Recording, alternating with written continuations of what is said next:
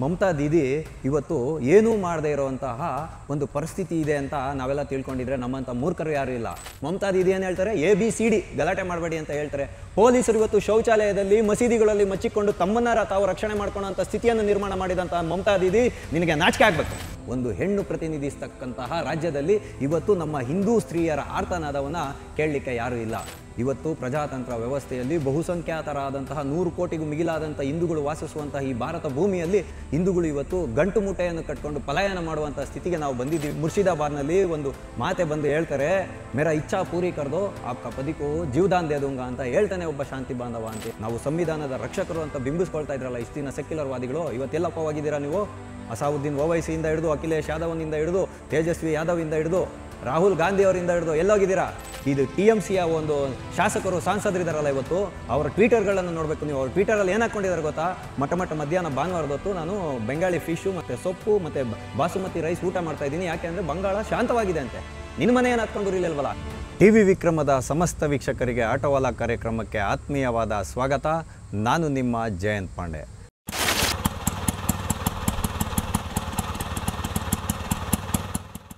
ಸ್ನೇಹಿತರೆ, ಆಟೋವಾಲಾ ಕಾರ್ಯಕ್ರಮಕ್ಕೆ ನಾವಿಂದು ಆಯ್ದುಕೊಂಡಂತಹ ವಿಷಯ, ನಿನ್ನ ಶೀಲವನ್ನು ತ್ಯಾಗ ಮಾಡಿದರೆ ನಿನ್ನ ಪತಿಗೆ ಜೀವದಾನವನ್ನು ಮಾಡ್ತೀನಿ ಅಂತ ಹೇಳ್ತಾ ಇದ್ದಾರೆ ಶಾಂತಿ ಬಾಂಧವರು.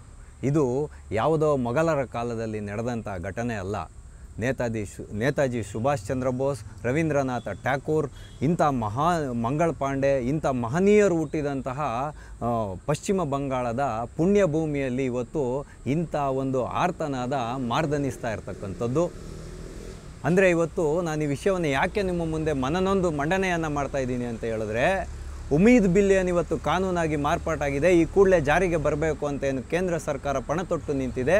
ಸಾಂವಿಧಾನಿಕವಾಗಿ ಬಹುಮತದಿಂದ ಅಂಗೀಕಾರವಾದಾಗ, ರಾಷ್ಟ್ರಪತಿಗಳಿಗೂ ಅದಕ್ಕೆ ಅಂಕಿತ ಆದಾಗ ಆ ಕಾನೂನು ಇವಾಗ ಜಾರಿಗೆ ಬರಬೇಕು. ಆದರೆ ಇವತ್ತು ದೇಶದಲ್ಲಿರ್ತಕ್ಕಂಥ ರಾಜಕೀಯ ಪಕ್ಷಗಳು ಮುಸಲ್ಮಾನರನ್ನು ಓಲೈಕೆ ಮಾಡುವಂತಹ, ಮುಸಲ್ಮಾನರ ಒಂದು ಹೇಳಿಕೆಗೆ ವಿರುದ್ಧ ಹೇಳಿದ್ರೆ ಎಲ್ಲಿ ಅವರ ಮನಸ್ಸಿಗೆ ನೋವಾಗುತ್ತೆ ಅಂತ ಹೇಳ್ಕೊಂಡಿರುವಂಥ ಕೆಲವು ನಾಚಿಕೆಗೇಡು ರಾಜಕೀಯ ಪಕ್ಷಗಳು ಇವತ್ತು ದೇಶವನ್ನು ಅರಾಜಕತೆಯಲ್ಲಿ ಮುಳುಗಿಸುವಂತಹ ಸತತ ಪ್ರಯತ್ನಗಳನ್ನು ತೆರೆಮರೆಯಲ್ಲಿ ಮಾಡ್ತಾ ಇರ್ತಕ್ಕಂಥದ್ದು ಮೇಲ್ನೋಟಕ್ಕೆ ಕಂಡು ಬರ್ತಾ ಇದೆ. ಅದಕ್ಕೆ ಸ್ಪಷ್ಟ ಉದಾಹರಣೆ ಪಶ್ಚಿಮ ಬಂಗಾಳ. ಮಮತಾ ದೀದಿ ಇವತ್ತು ಏನೂ ಮಾಡದೇ ಇರೋವಂತಹ ಒಂದು ಪರಿಸ್ಥಿತಿ ಇದೆ ಅಂತ ನಾವೆಲ್ಲ ತಿಳ್ಕೊಂಡಿದ್ರೆ ನಮ್ಮಂಥ ಮೂರ್ಖರು ಯಾರೂ ಇಲ್ಲ. ಯಾಕೆ ಅಂತ ಹೇಳಿದ್ರೆ, ಈಕೆ ನೀವ್ಯಾರು ಗಲಾಟೆ ಮಾಡಬೇಡಿ, ಮಾಡಿದ್ರೆ ಕಠಿಣ ಕರ್ಮವನ್ನು ಕೂಡ ತೆಗೆದುಕೊಳ್ತೀನಿ ಅಂತ ಹೇಳುವಂಥ ಮಟ್ಟಿನಲ್ಲೂ ಕೂಡ ಓಲೈಕೆಯನ್ನು ಮಾಡೋದ್ರಲ್ಲಿ ABCD ಅಂತ ಉಚ್ಚಾರಣೆ ಮಾಡೋ ಮಟ್ಟಕ್ಕೆ ಈಕೆ ಬಂದಿದ್ದಾರೆ ಅಂತ ಹೇಳಿದ್ರೆ, ನಾವು ಪ್ರಜಾತಂತ್ರ ವ್ಯವಸ್ಥೆಯಲ್ಲಿ ಇದು ಬದುಕ್ತಾ ಇದ್ದೀವೋ, ತಾನಾಶಾಹಿ ಅಂದರೆ ಸರ್ವಾಧಿಕಾರಿ ಧೋರಣೆಯಲ್ಲಿ ಬದುಕ್ತಾ ಇದ್ದೀವೋ ಅನ್ನೋವಂಥ ಪ್ರಶ್ನೆ ಇವತ್ತು ನನ್ನನ್ನು ಕಾಡ್ತಾ ಇರ್ತಕ್ಕಂಥದ್ದು. ಯಾಕೆ ಅಂತ ಹೇಳಿದ್ರೆ, ಯಾವಾಗ ಈ ಉಮೀದ್ ಬಿಲ್ ಜಾರಿಯಾಗುತ್ತೋ ಮುಸಲ್ಮಾನರ ಬಾಹುಳ್ಯ ಇರುವಂತಹ ಈ ಮುರ್ಷಿದಾಬಾದ್ ಇರ್ಬೋದು, 24 ಪರಗಣ ಜಿಲ್ಲೆ ಇರ್ಬೋದು, ಮಾಲ್ಡಾ ಇರ್ಬೋದು, ಇವೆಲ್ಲವೂ ಬಾಂಗ್ಲಾದೇಶದ ಬಾರ್ಡರ್ಗೆ ಹೊಂದಾಣಿಕೆ ಆಗಿರತಕ್ಕಂತಹ ಜಿಲ್ಲೆಗಳು. ಇಲ್ಲೆಲ್ಲ ಯಥೇಚ್ಛವಾಗಿ ಅಕ್ರಮ ವಲಸಿಗರಿಂದ ತುಂಬಿ ತುಳುಕ್ತಾ ಇದೆ. ಅವರಿಗೆ ಬೇಕಾದ ಸಕಲ ವ್ಯವಸ್ಥೆಗಳನ್ನು ಮಮತಾ ದೀದಿಯ ಸರ್ಕಾರ ಮಾಡಿಕೊಟ್ಟಿರ್ತಕ್ಕಂಥದ್ದು. ಮಮತಾ ದೀದಿಗೆ ಏನೇ ಇದ್ರೂ ಕೂಡ ಹಿಂದೂಗಳು ಸತ್ತೋದ್ರೂ ಪರವಾಗಿಲ್ಲ, ದೇಶ ಹೊರಟೋದ್ರೂ ಪರವಾಗಿಲ್ಲ, ತನ್ನ ಕುರ್ಚಿಯ 4 ಕಾಲುಗಳು ಮಾತ್ರ ಗಟ್ಟಿಯಾಗಿರಬೇಕು ಅಂತ ಯೋಚನೆ ಮಾಡುವಂಥ ಹೆಣ್ಣು. ಒಂದು ಹೆಣ್ಣು ಪ್ರತಿನಿಧಿಸ್ತಕ್ಕಂತಹ ರಾಜ್ಯದಲ್ಲಿ ಇವತ್ತು ನಮ್ಮ ಹಿಂದೂ ಸ್ತ್ರೀಯರ ಆರ್ತನಾದವನ್ನು ಕೇಳಲಿಕ್ಕೆ ಯಾರೂ ಇಲ್ಲ. ಇವತ್ತು ಪ್ರಜಾತಂತ್ರ ವ್ಯವಸ್ಥೆಯಲ್ಲಿ ಬಹುಸಂಖ್ಯಾತರಾದಂತಹ 100 ಕೋಟಿಗೂ ಮಿಗಿಲಾದಂಥ ಹಿಂದೂಗಳು ವಾಸಿಸುವಂತಹ ಈ ಭಾರತ ಭೂಮಿಯಲ್ಲಿ ಹಿಂದೂಗಳು ಇವತ್ತು ಅಸುರಕ್ಷಿತರಾಗಿದ್ದೀವಿ. ಹಿಂದೂಗಳು ಇವತ್ತು ಗಂಟು ಮೂಟೆಯನ್ನು ಕಟ್ಕೊಂಡು ಪಲಾಯನ ಮಾಡುವಂಥ ಸ್ಥಿತಿಗೆ ನಾವು ಬಂದಿದ್ದೀವಿ. ಅಂದರೆ ನಾವು ಯಾವುದೋ ಅಫ್ಘಾನಿಸ್ತಾನದಲ್ಲೋ ಬಾಂಗ್ಲಾದೇಶದಲ್ಲೋ ಇಲ್ಲ, ನಾವಿರ್ತಕ್ಕಂಥದ್ದು ಪಾಕಿಸ್ತಾನದಲ್ಲೂ ಇಲ್ಲ, ನಾವಿರ್ತಕ್ಕಂಥದ್ದು ಭಾರತ ಭೂಮಿಯಲ್ಲಿ ಹಿಂದೂಗಳು ಇವತ್ತು ಪಲಾಯನಗೈಯುವ ಸ್ಥಿತಿಯನ್ನು ನಿರ್ಮಾಣ ಮಾಡಿದಂತಹ ಸಕಲ ರಾಜಕೀಯ ಪಕ್ಷಗಳಿಗೂ ಒಂದು ಹ್ಯಾಟ್ಸ್ ಆಫ್ ಇರಲಿ. ಫಸ್ಟು ನಿಮಗೆಲ್ಲ ನಾಚಿಕೆ ಆಗಬೇಕು. ನಾಳೆ ನಿಮ್ಮನೆಯ ಹೆಣ್ಣು ಮಕ್ಕಳ ಸೆರಗುಗಳ ಮೇಲೆ ಕೈ ಇಕ್ಕಿದಾಗ ಷಂಡ ರಾಜಕಾರಣಿಗಳ ನೀವೆಲ್ಲ ಏನು ಮಾಡ್ತೀರಾ ಅಂತ ಹೇಳುವಂಥದ್ದು ನಾನು ಮನನೊಂದು ಇವತ್ತು ಹೇಳ್ತಾ ಇರ್ತಕ್ಕಂಥ ಪ್ರಶ್ನೆ. ನಿನ್ನೆ ಮುರ್ಷಿದಾಬಾದ್ನಲ್ಲಿ ಒಂದು ಮಾತೆ ಬಂದು ಹೇಳ್ತಾರೆ, ಮೇರಾ ಇಚ್ಛಾ ಪೂರಿ ಕರ್ದೋ ಆಪ್ಕ ಪದಿಕೋ ಜೀವದಾನ್ ದೇ ದೂಂಗಾ ಅಂತ ಹೇಳ್ತಾನೆ ಒಬ್ಬ ಶಾಂತಿ ಬಾಂಧವ ಅಂತ ಹೇಳುವಂಥ ವಿಷಯ ಇವತ್ತು ರಾಷ್ಟ್ರೀಯ ವಾಹಿನಿಗಳಲ್ಲಿ ಬಿತ್ತರವಾಗ್ತಾ ಇರ್ತಕ್ಕಂಥದ್ದು.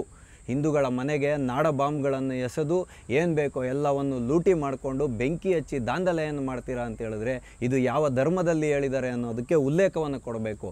ನಾವು ಸಂವಿಧಾನದ ರಕ್ಷಕರು ಅಂತ ಬಿಂಬಿಸ್ಕೊಳ್ತಾ ಇದ್ರಲ್ಲ ಇಷ್ಟು ದಿನ ಸೆಕ್ಯುಲರ್ ವಾದಿಗಳು, ಇವತ್ತೆಲ್ಲಪ್ಪವಾಗಿದ್ದೀರಾ ನೀವು? ಅಸಾವುದ್ದೀನ್ ಓವೈಸಿಯಿಂದ ಹಿಡಿದು ಅಖಿಲೇಶ್ ಯಾದವ್ನಿಂದ ಹಿಡಿದು ತೇಜಸ್ವಿ ಯಾದವಿಂದ ಹಿಡಿದು ರಾಹುಲ್ ಗಾಂಧಿಯವರಿಂದ ಹಿಡಿದು ಎಲ್ಲೋಗಿದ್ದೀರಾ? ಮಹಾನ್ ಸಂವಿಧಾನ ರಕ್ಷಕ ಮಲ್ಲಿಕಾರ್ಜುನ್ ಖರ್ಗೆ ಅವರೇ ನೀವೆಲ್ಲಿದ್ದೀರಿ? ಮಾತಾಡ್ರಿ ಇವತ್ತು ಹಿಂದೂಗಳ ಬಗ್ಗೆ, ಹಿಂದೂಗಳ ಪಲಾಯನವಾದದ ಬಗ್ಗೆ ಮಾತಾಡ್ರಿ ಇವತ್ತು. ಆದರೆ ಇಲ್ಲಿ ಹಿಂದೂ ಸಮಾಜ ನೆನ್ಪಿಟ್ಕೊಬೇಕಾಗಿರೋ ಏಕಮೇವ ಉದ್ದೇಶ ಒಂದು ವಿಷಯ ಇದೆ. ಬಟೆಂಗೆ ತು ಕಟೆಂಗೆ ಅಂತ ಹೇಳ್ತಾಯಿದ್ರು ಎಲ್ಲ. ಇವಾಗ ಹೇಳ್ತಾ ಇದ್ದೀವಲ್ಲ ಬಟೆಂಗೆ ತು ಕಟೆಂಗೆ ಅಂದರೆ ನಾವು ಒಗ್ಗಟ್ಟಿಂದ ಇಲ್ಲದೇ ಇದ್ದರೆ ನಾವು ಮುಂದೆ ಒಂದು ದಿನ ಬೀಳಬೇಕಾಗತ್ತೆ.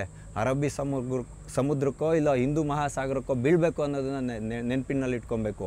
1990ನೇ ಇಸ್ವಿಯಲ್ಲಿ ಕಾಶ್ಮೀರದಲ್ಲಿ ಹೆಂಗೆ ಈ ಹಿಂದೂಗಳನ್ನು ಅತ್ಯಾಚಾರ ಮಾಡಿ ಮಾರಣ ಹೋಮ ನಡೆಸಿ ಅಲ್ಲಿಂದ ಕಾಶ್ಮೀರದಿಂದ 5.5 ಲಕ್ಷ ಪಂಡಿತರನ್ನು ಹೊರದಬ್ಬಲಾಯಿತೋ, ಇವತ್ತು ಬಾಂಗ್ಲಾದೇಶದಲ್ಲಿ ಅದೇ ಸ್ಥಿತಿ ಬಂದಿದೆ.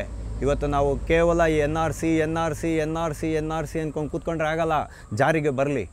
NRCಯನ್ನು ಕೂಡಲೇ ಜಾರಿಗೆ ತೊಗೊಂಬಂದು ಯಾರ್ಯಾರು ಅಕ್ರಮ ವಲಸಿಗರು ಇದ್ದಾರೋ ಅವರನ್ನು ಕ್ಲೀನ್ ಮಾಡೋ ಅಂಥ ಕೆಲಸಕ್ಕೆ ನರೇಂದ್ರ ಮೋದಿ ಅವರ ಸರ್ಕಾರ ಕೂಡಲೇ ಕೈ ಇಡಬೇಕು ಅಂತ ನಾನು ನಿಮ್ಮ ಮೂಲಕ ಒತ್ತಾಯವನ್ನು ಮಾಡ್ತೀನಿ.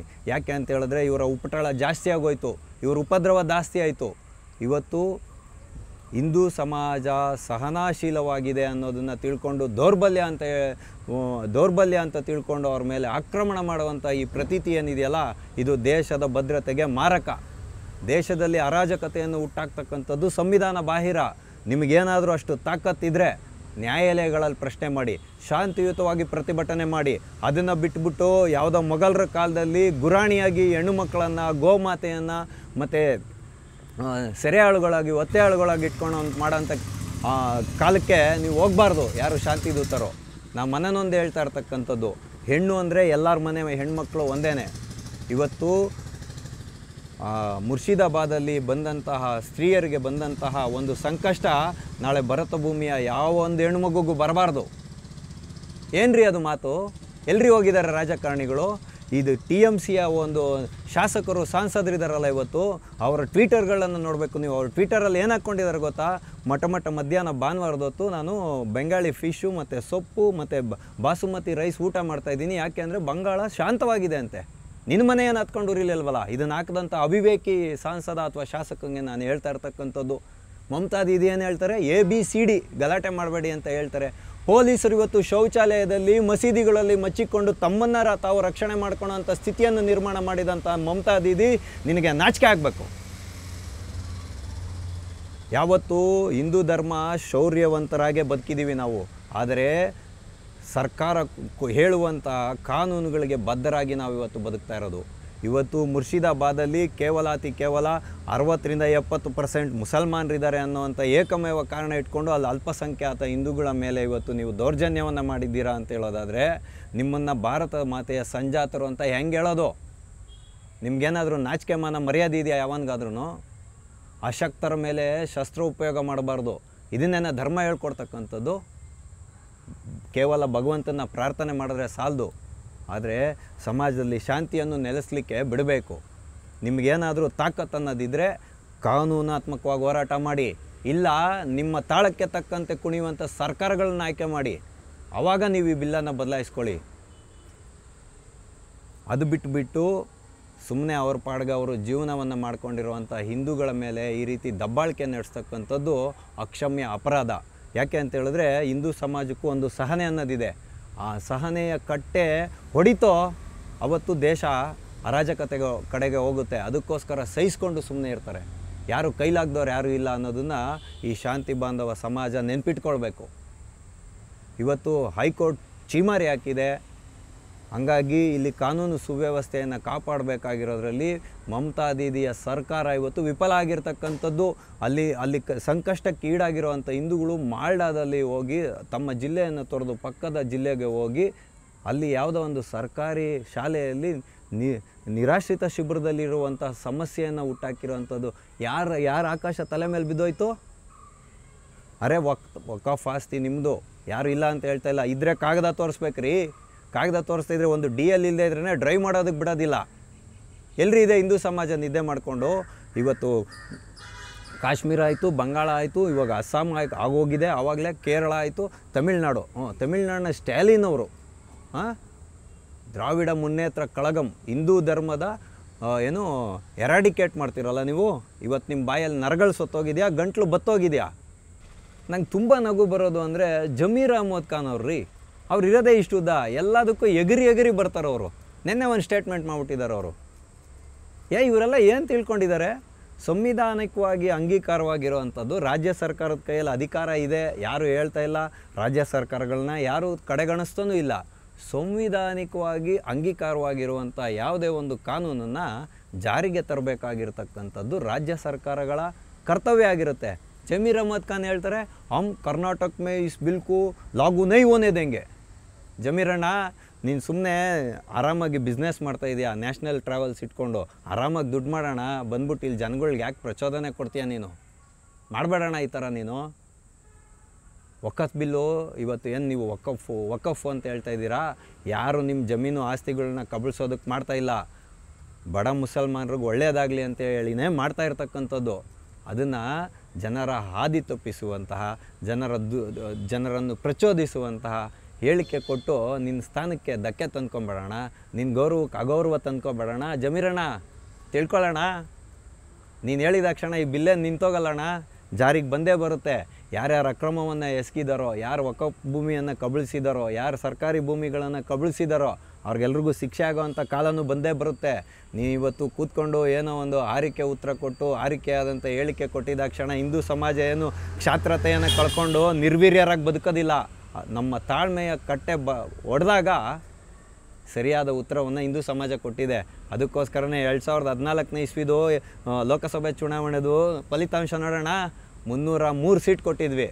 ಇದೇ ರೀತಿ ನೀವು ಹಿಂದೂಗಳಿಗೆ ಕಿರುಕುಳ ಕೊಡ್ತಾಯಿದ್ರೆ, ಮುಸಲ್ಮಾನರು ಹಿಂದೂಗಳು ಅಂತ ಭೇದ ಭಾವವನ್ನು ಮಾಡ್ತಾಯಿದ್ರೆ, ತಪ್ಪು ಮಾಡಿದವ್ರಿಗೆ ಶಿಕ್ಷೆ ಕೊಡದೆ ಹೋದರೆ ಮುಂದೆ ಒಂದು ದಿನ ಈ ದೇಶದಲ್ಲಿ 400 ಸೀಟು ಬರುತ್ತೆ. 400 ಸೀಟು ಬರುತ್ತೆ. ಯಾರು ಹಿಂದೂಗಳ ಪರವಾಗಿ ದೇಶವನ್ನು ಆಳ್ವಿಕೆ ನಡೆಸ್ತಾರೋ ಅವ್ರಿಗೆ 400 ಸೀಟು ಬರುತ್ತೆ. 2/3 ಮೆಜಾರಿಟಿಯಲ್ಲಿ ಯಾವ ಬಿಲ್ ಬೇಕೋ ಪಾಸ್ ಆಗುತ್ತೆ. ಆವಾಗ ನೀವೆಲ್ಲ ಪಶ್ಚಾತ್ತಾಪ ಪಡಬೇಕಾಗುತ್ತೆ. ಹಾಗಾಗಿ ಯಾರಿವತ್ತು ಮುಸಲ್ಮಾನರ ಓಲೈಕೆಗೋಸ್ಕರನೇ ಬದುಕ್ತಾ ಇದ್ದೀರೋ ನೀವೆಲ್ಲ ತಿಳ್ಕೊಳ್ಳಿ. ಯಾವ ಮಕ ಇಟ್ಕೊಂಡು ನಮ್ಮ ಮನೆ ಬಾಗಿಲುಗಳು ಬಂದು ನೀವು ಓಟ್ ಕೇಳ್ತೀರಾ ಅನ್ನೋಂಥ ಪ್ರಶ್ನೆ ನಿಮ್ಮ ಮುಂದೆ ಇಡ್ತಾಯಿದ್ದೀನಿ. Congress party national Congress party ನೀವೆಲ್ಲ ಏನು ಹೇಳೋದು? ಸಂವಿಧಾನದ ಸಂರಕ್ಷಕರು. ನಿಮ್ಮದೇ ಸಂವಿಧಾನ ಇವತ್ತು ಏನಿದೆ, ನಮ್ಮ ಸಂವಿಧಾನದ ಅಡಿಯಲ್ಲೇ ಈ ಅರಾಜಕತೆ ನಡೀತಾ ಇರೋದು. ನೀವೇನಾದರೂ ಈ ದೇಶದ ಉಪ್ಪು ತಿಂದಿದ್ದೀರಾ ಅಂತ ಹೇಳಿದ್ರೆ ಗಂಟಲು ಬಿಚ್ಚಿ ಮಾತಾಡಿ, ನಾಲ್ಗೆಯನ್ನು ಹೊರಚಾಚಿ ಮಾತಾಡಿ. ನಿಮ್ಮ ಓಲೈಕೆಯ ಕೀಳು ಮಟ್ಟದ ರಾಜಕಾರಣಕ್ಕೆ ಬಿಡೋದು. ಕಾಂಗ್ರೆಸ್ ಪಾರ್ಟಿ ವೆಸ್ಟ್ ಬೆಂಗಾಳಲ್ಲಿ ಸತ್ತೋಗಿದೆ ರೀ. ಒಂದೇ ಒಂದು ಸೀಟ್ ಗೆಲ್ಲೋ ಯೋಗ್ಯತೆ ಇಲ್ಲ ಕಾಂಗ್ರೆಸ್ ಪಾರ್ಟಿಗೆ. ಯಾಕೆ ಅಂತ ಹೇಳಿದ್ರೆ ಮಮತಾ ದೀದಿ ಬಂದವ್ರಿಗೆಲ್ಲ Aadhaar card, PAN card, ration card, free ಸೈಟ್ಗಳು ಎಲ್ಲವನ್ನು ಕೊಟ್ಕೊಂಡು ಎಲ್ಲನೂ ಮಾಡಿ ಇವತ್ತಲ್ಲಿ ಗುಂಡಾಂತರ ಮಾಡಿ ಇಟ್ಟಿದ್ದಾರೆ. ಹಾಗಾಗಿ ಕಾಂಗ್ರೆಸ್ ಪಾರ್ಟಿಗೆ ಗೆಲ್ಲುವಂಥ ತಾಕತ್ತಲ್ಲಿಲ್ಲ. ಮುಸಲ್ಮಾನ್ ಸಮುದಾಯದ 75% ಓಟೇನಿದೆ TMCಗೆ ಬೀಳೋದು. ಅದಕ್ಕೋಸ್ಕರನೇ ಇವತ್ತು ಮಮತಾ ದೀದಿ ಈ ಮಟ್ಟಿನ ಒಂದು ಓಲೈಕೆಯನ್ನು ಮಾಡ್ತಾ ಇರ್ತಕ್ಕಂಥದ್ದು. ಮಮತಾ ದೀದಿ ಶೇಮನ್ ಯು. ನೀನು ಒಬ್ಬ ಸ್ತ್ರೀ ಅಲ್ಲ. ನೀನು ಸ್ತ್ರೀ ಆಗಿದ್ದಿದ್ರೆ ಇನ್ನೊಂದು ಸ್ತ್ರೀಯ ಕಷ್ಟ ಏನನ್ನೋದು ನಿನಗೆ ಗೊತ್ತಾಗ್ತಾಯಿತ್ತು. ಏಕವಚನದಲ್ಲಿ ಮಾತಾಡಬಾರ್ದು, ಆದರೂ ಮಾತಾಡ್ತಾ ಇದ್ದೀನಿ. ನಿಮ್ಗೇನಾದರೂ ಮಾನ ಮರ್ಯಾದೆ ಅನ್ನೋದೇನಾದರೂ ಇದ್ದರೆ ದಯವಿಟ್ಟು ತಿಳ್ಕೊಳ್ಳಿ. ಇನ್ನು ಮುಂದೆ ಆದರೂ ಹಿಂದೂಗಳ ಸಂರಕ್ಷಣೆಗೆ ಮುಂದಾಗಿ. ನೀವು ಇವತ್ತು ಎಲ್ಲ ಇಂಡಿ ಮೈತ್ರಿಕೂಟದ ನಾಯಕರು ನೀವೇನು ರೀತಿ ತಿಳ್ಕೊಂಡಿದ್ದೀರಾ? ಕೇವಲ ಒಂದು ಶಾಸಕ ಸ್ಥಾನವನ್ನು ಗೆದ್ದಿದ್ದಾಕ್ಷಣ ನಮಗೆ ಹಣಬಲ ಇದೆ, ತೋಳ್ಬಲ ಇದೆ, ಜನಬಲ ಇದೆ ಅಂದಿದ್ದಾಕ್ಷಣ ಸಾಮಾನ್ಯ ನಾಗರಿಕರು, ಅದರಲ್ಲೂ ಹಿಂದೂಗಳು ನಾವೇನು ಕೆಲಸಕ್ಕೆ ಬಾರ್ದವರು ಅಂತ ತಿಳ್ಕೊಂಡಿದ್ದೀರಾ? ಯಾವ ಮಕ ಇಟ್ಕೊಂಡು ನಮ್ಮ ಮನೆಗಳ ಮುಂದೆ ನೀವು ಬಂದು ಓಟನ್ನು ಕೇಳ್ತೀರ್ರಿ? ತಂದೆಯನ್ನು ರಕ್ಷಣೆ ಮಾಡೋಕ್ಕೆ ಹೋದ ಮಗನ್ನ ಬೀದಿಗೆಳೆದು ಹೊಡೆದು ಸಾಯಿಸಿದ್ದಾರೆ, ತಂದೆ ಮಗನ ಇಬ್ಬರನ್ನು ಅಂತ ಹೇಳಿದ್ರೆ ನಾವು ಯಾವ ಕಾಲದಲ್ಲಿ ಬದುಕ್ತಾ ಇದ್ದೀವಿ? ನಾವು ಜಂಗಲ್ ರಾಜಲ್ಲಿ ಬದುಕ್ತಾ ಇದ್ದೀವಾ? ನಿಮಗೆಲ್ಲ ನಾಚಿಕೆ ಆಗಬೇಕು. ಈ ಓಲೈಕೆ ರಾಜಕಾರಣನ ನೀವು ಯಾವತ್ತಿಗೂ ಬಿಡೋದಿಲ್ವೋ ಅಲ್ಲಿವರೆಗೂ ಈ ದೇಶ ಹಿಂಗೆ ಹತ್ತುರಿತಾ ಇರುತ್ತೆ. ನಾವು 5th ಎಕಾನಮಿ ಅಲ್ಲ, 1st ಎಕಾನಮಿಗೆ ಹೋದರೂ ನಿಮ್ಮಂಥ ಕೀಳು ಮಟ್ಟದ ರಾಜಕಾರಣ ಮಾಡೋವಂಥ ರಾಜಕಾರಣಿಗಳಿಂದ ಹಿಂದೂ ಸಮಾಜ ಯಾವತ್ತಿಗೂ ಸುರಕ್ಷಿತವಾಗಿರಲ್ಲ ಅನ್ನೋದು ಸಾಬೀತಾಗೋಯ್ತು. ಕಟ್ಟಕಡೆಯದಾಗಿ ಹಿಂದೂಗಳು ಉಳಿಯೋದು ಏನು ಗೊತ್ತಾ? ನಮ್ಮ ಸಮಾಜವನ್ನು ನಾವೇ ರಕ್ಷಣೆ ಮಾಡ್ಕೊಳ್ಳೋಂಥ ಸ್ಥಿತಿನ ನೀವು ನಿರ್ಮಾಣ ಮಾಡ್ತಾ ಇದ್ದೀರಾ. ಅದಾಗಬಾರ್ದು ಅಂತ ಹೇಳಿದ್ರೆ ವಾಟ್ ಡೆಮೋಕ್ರಸಿ ಸೇಸ್ ಅದ್ರ ಪ್ರಕಾರ ಆಡಳಿತ ನಡೆಸೋವಂಥ ತಾಕತ್ತಿರೋಂಥ ರಾಜಕಾರಣಿಗಳು ಮಾತ್ರ ಇನ್ನು ಮುಂದೆ ಚುನಾವಣೆಗೆ ನಿಲ್ಲಿ. ಆಗಿಲ್ಲ ಅಂತ ಹೇಳಿದ್ರೆ ರಾಜೀನಾಮೆ ಕೊಟ್ಟು ಮನೆಗೆ ಹೋಗಿ ಬಿಸ್ನೆಸ್ ಮಾಡಿರಿ. ನಿಮ್ಮ ಭ್ರಷ್ಟಾಚಾರ ಮಾಡೋದಕ್ಕೋಸ್ಕರ ಬಿಸ್ನೆಸ್ ಮಾಡಿ ದುಡ್ಡು ಮಾಡ್ಬೋದು. ಏನು ಬೇಕಾದ್ರೂ ಬಿಸ್ನೆಸ್ ಮಾಡಿ, ಕಾಂಟ್ರಾಕ್ಟ್ ತೊಗೊಂಡು ಬಿಸ್ನೆಸ್ ಮಾಡಿ ದುಡ್ಡು ಮಾಡ್ಬೋದು. ಅದಕ್ಕೋಸ್ಕರ ಬಂದು ರಾಜಕೀಯದಲ್ಲಿ ಸೇರಿಕೊಂಡು ದೇಶದ ಒಂದು ವ್ಯವಸ್ಥೆಯನ್ನು ಬುಡಮೇಲು ಮಾಡುವಂಥ ಕೆಲಸಕ್ಕೆ ಕೈ ಹಾಕ್ತಾ ಇದ್ದೀರಾ ಅಂತ ಹೇಳಿದ್ರೆ ನಿಮ್ಮನ್ನು ರಾಜಕಾರಣಿಗಳು, ನಮ್ಮನ್ನು ರಾಜಕರ್ತರು, ನಮ್ಮ ನಾಯಕರು ಅಂತ ಹೇಳೋದಕ್ಕೆ ನಾಚಿಕೆ ಆಗಬೇಕು. ಯಾಕೆ ಅಂತ ಹೇಳಿದ್ರೆ ಸ್ತ್ರೀಯರಿಗೆ ಅತ್ಯಂತ ಅಪ್ರತಿಮವಾದಂಥ ಸ್ಥಾನ ಕೊಟ್ಟಂತಹ ದೇಶ ಭಾರತ. ಇವತ್ತು ಒಂದು ಮಾತೆ ಬಂದು ನಿನ್ನ ಶೀಲವನ್ನು ಕೊಟ್ಟುಬಿಟ್ರೆ ನನಗೆ ನಿನ್ನ ಗಂಡನ ಬಿಟ್ಟುಬಿಡ್ತೀನಿ ಅಂತ ಹೇಳುವಂಥ ಮಟ್ಟಿಗೆ ನೀವು ಇವತ್ತು ದೇಶವನ್ನು ಮುನ್ನಡೆಸ್ತೀರಾ ಅಂತ ಹೇಳಿದ್ರೆ ನೀವೆಲ್ಲ ಮಕ್ಕಕ್ಕೆ ಪರದೆ ಹಾಕ್ಕೊಂಡು ಓಡಾಡಬೇಕು. ಆ ಮಟ್ಟದಲ್ಲಿ ನೀವು ಇದ್ದೀರಾ ಅಂದರೆ ನಿಮ್ಮನ್ನು ಹೇಳಬಾರ್ದು ಈ ಮಾತು. ಆದರೆ ಆ ಒಂದು ಹೆಣ್ಮಗು ಗೋಳಾಡುವಂಥ ಗೋಳು ನೋಡಿದ್ರೆ ಈ ಥರ ಮಾತು ನಮ್ಮ ಬಾಯಲ್ಲಿ ಬರುತ್ತೆ. ಇಮ್ರಾನ್ ಮಸೂದ್ ಅಂತ ಹೇಳುವಂಥ ಒಬ್ಬ ಸಂಸದ ಏನು ಹೇಳ್ತಾನೆ, ಕಾಂಗ್ರೆಸ್ ಪಾರ್ಟಿನ ಗೆಲ್ಲಿಸಿ ಅಧಿಕಾರಕ್ಕೆ ಬಂದಂಥ 1 ಗಂಟೆ ಒಳಗಡೆ ಇದನ್ನು ಕಿತ್ತು ಬಿಸಾಕ್ತೀವಿ. ಈತ ಕೂತ್ಕೊಂಡು ಪ್ರಚೋದನೆ ಕೊಡ್ತಾನೆ. ಇಲ್ಲಿ ನಾನು ಮಾತಾಡೋದು ಪ್ರಚೋದನೆ, ಆದರೆ ಇಮ್ರಾನ್ ಮಸೂದ್ ಕೊಡ್ತಾ ಇರೋದು ಕೂಡ ಪ್ರಚೋದನೆ, ಅಸಾವುದ್ದೀನ್ ಓವೈಸಿ ಕೊಡ್ತಾ ಇರೋದು ಪ್ರಚೋದನೆ, ಸ್ಟಾಲಿನ್ ಕೊಡ್ತಾ ಇರೋದು ಪ್ರಚೋದನೆ, ಮಮತಾ ದೀದಿ ಕೊಡ್ತಾ ಇರೋದು ಪ್ರಚೋದನೆ. ಯಾಕೆ ತ್ರಿಪುರದಲ್ಲಿ ಕಂಟ್ರೋಲ್ ಮಾಡಲಿಲ್ವ? ಈಗ ತ್ರಿಪುರದಲ್ಲಿ ಕಂಟ್ರೋಲ್ ಮಾಡಲಿಲ್ವೇನ್ರಿ? ಒಂದೇ ಸತಿ ಕಂಟ್ರೋಲ್ ಮಾಡಲಿಲ್ವ ಸರ್ಕಾರ? ವೆಸ್ಟ್ ಬೆಂಗಾಳಲ್ಲೂ ಕಂಟ್ರೋಲ್ ಮಾಡಬೇಕು. ಅದಕ್ಕಿಂತ ಮುಖ್ಯವಾಗಿ ಕೇಂದ್ರ ಸರ್ಕಾರದ ಗೃಹ ಸಚಿವಾಲಯ ಏನಿದೆ, ಈ ಕೂಡಲೇ ದಿಟ್ಟವಾದಂಥ ಕ್ರಮವನ್ನು ತಗೊಂಡು ಮಮತಾ ದೀದಿಗೆ, ಯಾಕೆ ಅಂತ ಹೇಳಿದ್ರೆ ಅಲ್ಲಿ ಇವತ್ತು ಮನನೊಂದಿರೋಂಥ ಹಿಂದೂಗಳು ಹೇಳ್ತಾ ಇರ್ತಕ್ಕಂಥದ್ದು ನಮಗೆ ಮಮತಾ ದೀದಿ ಸರ್ಕಾರದ ಮೇಲೆ ನಂಬಿಕೆ ಇಲ್ಲ, ಕೇಂದ್ರ ಸರ್ಕಾರ ಕೂಡಲೇ ಮಧ್ಯಪ್ರವೇಶವನ್ನು ಮಾಡಬೇಕು, ನಮಗೆ ರಾಷ್ಟ್ರಪತಿ ಆಡಳಿತ ಬರಬೇಕಂತ. ಮಮತಾ ದೀದಿಯವರು ನಿಜವಾಗ್ಲೂ ಈ ದೇಶದ ಉಪ್ಪು ತಿಂದಂಥ ಒಬ್ಬ ನಾರಿಯಾಗಿದ್ದಿದ್ರೆ 532 ಕಿಲೋಮೀಟ್ರು ಬಾರ್ಡರ್ ಇವತ್ತು ಜಾಗ ಬೇಕಲ್ಲ ಫೆನ್ಸಿಂಗ್ ಮಾಡೋದಕ್ಕೆ, ಅದನ್ನು ಯಾಕೆ ವಶಪಡಿಸ್ಕೊಳ್ಳಲಿಲ್ಲ? ಈಕೆಗೆ ಬೇಕಾಗಿರ್ತಕ್ಕಂಥದ್ದು ಪಶ್ಚಿಮ ಬಂಗಾಳದ ಸುರಕ್ಷತೆ ಅಲ್ಲ, ತನ್ನ ಕುರ್ಚಿಯ 4 ಕಾಲ್ಗಳು. ಹಂಗಾಗಿ ಹಿಂದೂಗಳು ನೀವೇನಿವತ್ತು ದೇಶದಾದ್ಯಂತ ಇದ್ದೀರಾ, ಇಲ್ಲಿ ಉತ್ಸವಗಳು ಮಾಡಿಕೊಂಡು ಅದನ್ನು ಮಾಡಿಕೊಂಡು ರಾಮನವಮಿ ಪಾನ್ ಕಾಂಚ್ಕೊಂಡು ಕೂತ್ಕೊಳೋದಲ್ಲ. ಯಾವೊಬ್ಬ ಹಿಂದೂನು ಕೂಡ ತನ್ನ ಮನೆ ಬಿಟ್ಟು ಪಲಾಯನ ಮಾಡಬಾರ್ದು, ಅಂಥ ದುರ್ಗತಿ ಬರಬಾರ್ದು ನಮಗೆ. ಯಾಕೆ ಅಂತ ಹೇಳಿದ್ರೆ ಇವ್ರ ಅಜೆಂಡಾ ಇರ್ತಕ್ಕಂಥದ್ದೇ ಹಂಗೆ.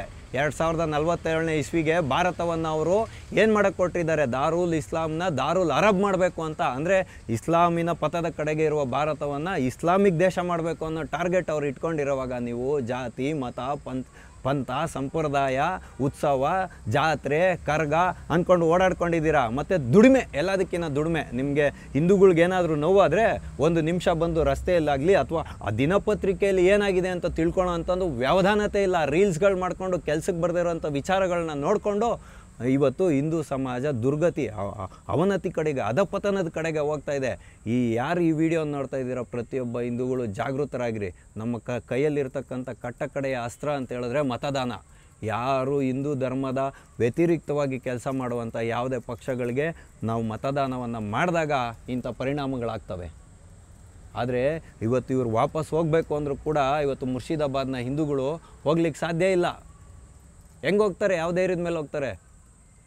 65% ಇರುವಂಥ ನರರಾಕ್ಷಸರ ಮಧ್ಯೆ 35% ಹಿಂದೂಗಳು ಬದುಕೋಕ್ಕಾಗಲ್ಲ ಅನ್ನೋದು ಮತ್ತೊಮ್ಮೆ ಸಾಬೀತಾಯಿತು. 99% ಹಿಂದೂಗಳ ಮಧ್ಯೆ ಯಾರು ಬೇಕಾದ್ರೂ ಬಂದು ಬದುಕ್ಬೋದು 1%.